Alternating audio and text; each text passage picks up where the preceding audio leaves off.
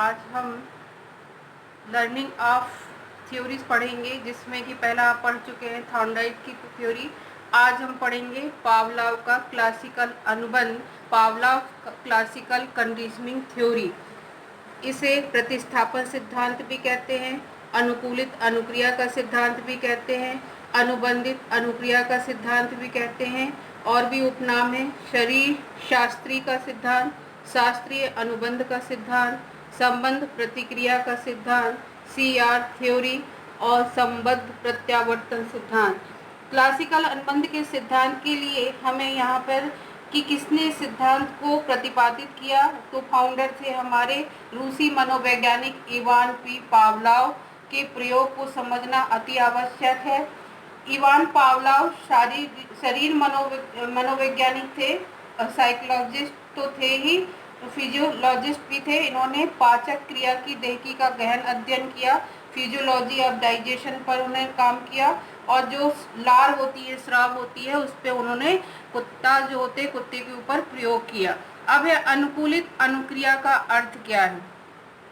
जब अस्वाभाविक उद्दीपन कंडीशनल स्टिमुलस के प्रति जब स्वाभाविक अनुक्रिया का उत्पन्न होना अनुकूलित अनुक्रिया कहलाती है। ये क्या है, जैसे पावलोव के प्रयोग में आगे आपको समझ में आएगा कि अस्वाभाविक उद्दीपन मतलब कि कंडीशनल स्टिमुलस होता है घंटी का बजाना। तो घंटी जब बजती है तो वो स्वाभाविक अनुक्रिया मतलब कि लार का टपकना, लार टपकता है, और यही लार का टपकना जब केवल घंटी से ही होने लगता है तब अनुकूलित अनुक्रिया कहलाती है।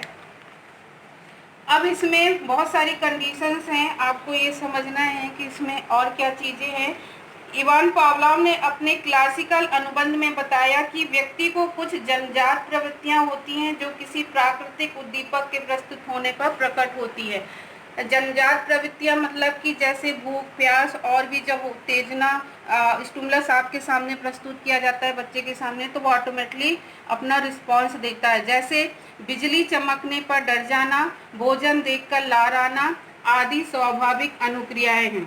और जब कोई उद्दीपक सामने आता है तो बच्चा रिस्पॉन्स करता है। पावलोव ने कहा कि यदि स्वाभाविक उद्दीपक के साथ एक अस्वाभाविक उद्दीपक को बार बार प्रस्तुत किए जाने पर धीरे धीरे अस्वाभाविक उद्दीपक का स्वाभाविक उद्दीपक की अनुक्रिया के साथ संबंध जुड़ जाता है। कहने का मतलब यहाँ पे यह है कि भोजन के साथ घंटी बजाई जाती है तो उसका घंटी के प्रति स्वाभाविक प्रतिक्रिया होने लगती है। कुछ समय बाद यदि हम अस्वाभाविक एवं स्वाभाविक उद्दीपक मतलब कि नेचुरल और अननेचुरल, जिन्हें हमने एक साथ बार बार प्रस्तुत किया था, भोजन और घंटी को हमने बार बार प्रस्तुत किया, तो इसमें स्वाभाविक उद्दीपक हटा दें मतलब भोजन को हटा दें, तो केवल अस्वाभाविक उद्दीपक मतलब कि घंटी के बजने से उसकी अनुक्रिया होने लगेगी, और पहले स्वाभाविक उद्दीपक के कारण ऐसा देखा जाता था। इसे हम कुछ इस तरह से बता सकते हैं, जैसे कि अनुकूलित अनुक्रिया का सिस्टम है, इसके आधार पर ये विकसित होता है। बिफोर कंडीशनिंग, जब कोई अनुबंधन नहीं हुआ था, उसमें पहले घंटी बजी तो घंटी के प्रति उसकी कोई प्रतिक्रिया नहीं हुई, फिर भोजन दिया गया तो भोजन देने से ही उसके मुंह में लार आ गई। ये अनुबंधन से पूर्व की स्थिति है। दूसरा है ड्यूरिंग कंडीशनिंग, अनुबंधन के दौरान। अब CS क्या है, कंडीशनल स्टिमुलस है, और भोजन क्या है, अनकंडीशनल स्टिमुलस है। इन दोनों को ही ऐड किया गया, दोनों को आगे पीछे दिया गया, तो कुत्ते के मुंह में लार आने लगी, जिसे हम कहते हैं अनकंडीशनल रिस्पॉन्स अनुबंधन के दौरान। फिर है अनुबंधन के बाद। अब यहाँ पे सिर्फ घंटी बजाई जाती है, भोजन नहीं दिया जाता है, उसके बाद भी क्या होता है, उसके मुंह में लार आने लगती है। पावलोव का कुत्ते पर जो प्रयोग हुआ है, अब आप उसको ध्यान से सुनिए कि पावलोव ने अपने सिद्धांत को प्रमाणित करने के लिए कुत्ते पर प्रयोग किया। इन्होंने प्रथम बार जब कुत्ते को भोजन दिया तो भोजन को देखकर कुत्ते के मुंह में लार टपकने लगती है। यह स्वाभाविक उद्दीपक के सामने आने की स्वाभाविक अनुक्रिया थी। जाहिर सी बात है, जब हमें भूख लगी होती है तो हमारे मुंह में मिठाई को देखकर मुंह में पानी आना इसी तरह की स्वाभाविक क्रिया होती है। पावलोव ने उन्हें अनुबंधित उद्दीपन की अनुबंधित अनुक्रिया कहा है, क्योंकि इसके लिए किसी अनुबंधन की आवश्यकता नहीं होती। इन्हें प्राकृतिक उद्दीपक को समझ प्राकृतिक अनुक्रिया भी कहा जा सकता है। जैसे अभी मैंने आपको बताया, मिठाई की दुकान पे जाने पे मुंह पे पानी आना मिठाई को देखकर, या गोलगप्पे के लिए आपके मुंह में क्यूरियोसिटी होना कि हाँ मुझे तो गोलगप्पे खाना है। पावलोव ने द्वितीय चरण में एक स्वाभाविक उद्दीपक कहा है। उन्होंने कहा है कि एक अनुबंधित उद्दीपक भोजन के साथ एक अस्वाभाविक उद्दीपक अर्थात घंटी, दोनों को एक साथ बार बार प्रस्तुत किया गया। पहले द्वितीय कंडीशन में, फिर है घंटी बजाई जाती है। इसके आधा सेकंड बाद ही कुत्ते को भोजन दिया जाता था। मुख्य अनुक्रिया भोजन एवं सहायक अनुक्रिया दोनों को बार बार एक साथ प्रस्तुत किया गया। धीरे धीरे स्वाभाविक उद्दीपक अर्थात अनुबंधित उद्दीपक की प्रभावशीलता अस्वाभाविक उद्दीपक अनुबंधन उद्दीपक घंटी से प्रतिस्थापित हो गई। कहने का मतलब ये था कि पहले भोजन दिया गया, फिर घंटी बजाएगी, फिर घंटी बजाएगी, भोजन दिया गया, बार बार ऐसी क्रिया की गई। तो अगर उसके सामने सिर्फ घंटी बजाई जाती है तो भी उसके मुंह में से लार निकलना शुरू हो जाता है। तो इसी को हम कहते हैं प्रतिस्थापित सिद्धांत, मतलब कि घंटी के बजने पे ही उसके मुंह से लार निकलने लगती है। फिर है तृतीय चरण में पावलोव ने क्या कहा?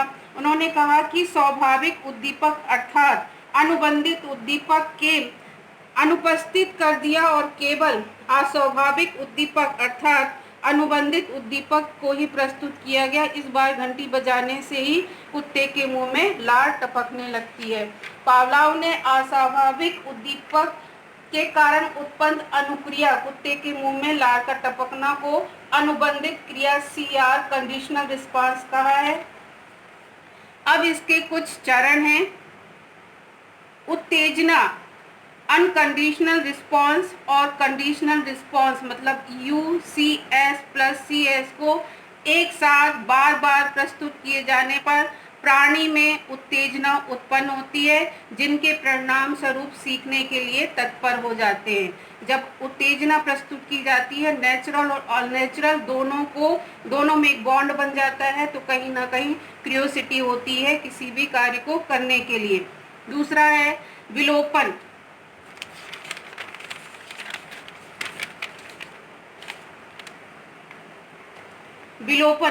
विलोपन में होगा कि अनकंडीशनल रिस्पांस और कंडीशनल रिस्पांस को बार बार प्रस्तुत करने पर UCR मतलब लार के साथ उसका अनुबंधन हो जाता है, जिसके बाद बीच बीच में अगर हम भोजन को हटा लिया जाता है तो प्राणी अनुबंधित क्रिया करना बंद कर देता है। अगर हम भोजन को हटा देते हैं तो यहाँ पे विलोपन हो रहा है, तो उसके मुंह से कोई लार नहीं गिरेगी या तो कोई भी व्यक्ति वो कार्य नहीं करेगा। स्वतः पुनः प्राप्ति। अब विलोपन के कुछ समय बाद प्राणी के समक्ष में अनुबंधित उद्दीपक CS मतलब घंटी को बार बार प्रस्तुत किया जाता है, तो कभी कभी प्राणी में अनुबंधित अनुक्रिया मतलब कि घंटी अनकंडीशनल रिस्पांस देना प्रारंभ कर देता है। फिर वो कंडीशनल रिस्पांस देना, अनकंडीशनल नहीं कंडीशनल रिस्पांस देना शुरू कर देता है। तो एक बार विलोपन हो गया मतलब वो चीज हट गई, दूसरी बार स्वतः ही आ गई। फिर है उद्दीपक सामान्यीकरण। सीखने की प्रक्रिया के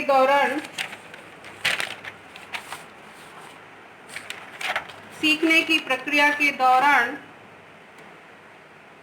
उद्दीपक एवं अनुक्रिया के मध्य अनुबंध स्थापित हो जाने के बाद प्राणी अनुबंधित उद्दीपक मतलब कि कंडीशनल स्टिमुलस के अतिरिक्त अन्य मिलते जुलते उद्दीपकों के साथ भी वैसी भी अनुक्रिया करने लगता है। मतलब कि जैसे हमने घंटी बजाई वो कंडीशनल रिस्पांस है, मगर उसकी जगह पे हम सीटी बजा दे तो उसके से मिलती जुलती पे भी वो अनुक्रिया अपनी करेगा। उद्दीपक विभेदन। अनुबंधों के प्रयास की संख्या बढ़ने पर प्राणी अनुबंधित उद्दीपक मतलब CS अन्य समान उद्दीपकों में स्टिमुलस में धीरे धीरे विभेद करने लगता है। मतलब कि वो बहुत सारी स्टिमुलस अगर उसके सामने लाए जाएं तो वो कहीं ना कहीं उसमें डिफरेंसेस करने लगता है। बाहरी अवरोध अनुबंधन के दौरान अनुबंधित उद्दीपक में यदि कोई नया उद्दीपक प्रस्तुत किया जाए तो वह प्रक्रिया में अवरोध उत्पन्न करता है अथवा प्रक्रिया को धीमी कर देता है। कहने का तात्पर्य यह है कि जब हम कोई टास्क करते हैं, काम करते हैं, उसमें जो वेरिएबल है वो ना देकर दूसरा वेरिएबल हमारे सामने आ जाता है, जैसे तेज आवाज आना, रोशनी, ये कहीं ना कहीं आपकी प्रक्रिया को अवरोध उत्पन्न करती है या प्रक्रिया जो है धीमी हो जाएगी।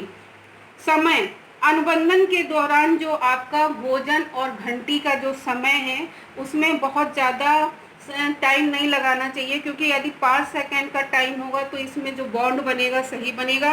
अगर इससे ज़्यादा का समय होता है तो ये बॉन्ड कहीं ना कहीं कमज़ोर हो जाएगा। नेक्स्ट है द्वितीय कोटि अनुबंधन। किसी उद्दीपक के साथ किसी अन्य अस्वाभाविक उद्दीपक को बार बार प्रस्तुत करने पर वह नवीन उद्दीपक भी अनुबंधित अनुक्रिया के लिए अनुबंधित हो जाता है। जब हम बार बार किसी स्टिमुलस को प्रेजेंट करते हैं अस्वाभाविक उद्दीपक में तो कहीं ना कहीं जो नवीन उद्दीपक भी से भी हमारा बॉन्ड बनने लगता है। पुनर्बलन अनुबंधन को पुनर्बलित करने के लिए यह आवश्यक है कि अनुबंधित उद्दीपक CS मतलब घंटी के साथ बीच बीच में कभी कभी स्वाभाविक उद्दीपक भी देते रहना चाहिए। जैसे कि सिर्फ घंटी ही बजाई और भोजन को नहीं दिया गया, तो यहाँ पुनर्बलन के लिए हमें स्वाभाविक उद्दीपक को भी प्रस्तुत करना चाहिए। तो ये थी क्लासिकल थ्योरी, कंडीशनल थ्योरी, जो कि बहुत ही इम्पोर्टेंट है। इसमें 2 वेरिएबल को यूज किया है पावलोव ने। पहले नेचुरल वेरिएबल, दूसरा है अननेचुरल वेरिएबल। इसमें कंडीशन लाई है, इन्होंने संबंध बताने की कोशिश की है, प्रतिस्थापना सिद्धांत को लाने का प्रयास बताया है कि अगर हम सिर्फ घंटी बजाते हैं और भोजन नहीं देते हैं तब भी उसके मुंह से लार टपकने लगती है। ये था आज का सिद्धांत। धन्यवाद। जय हिंद।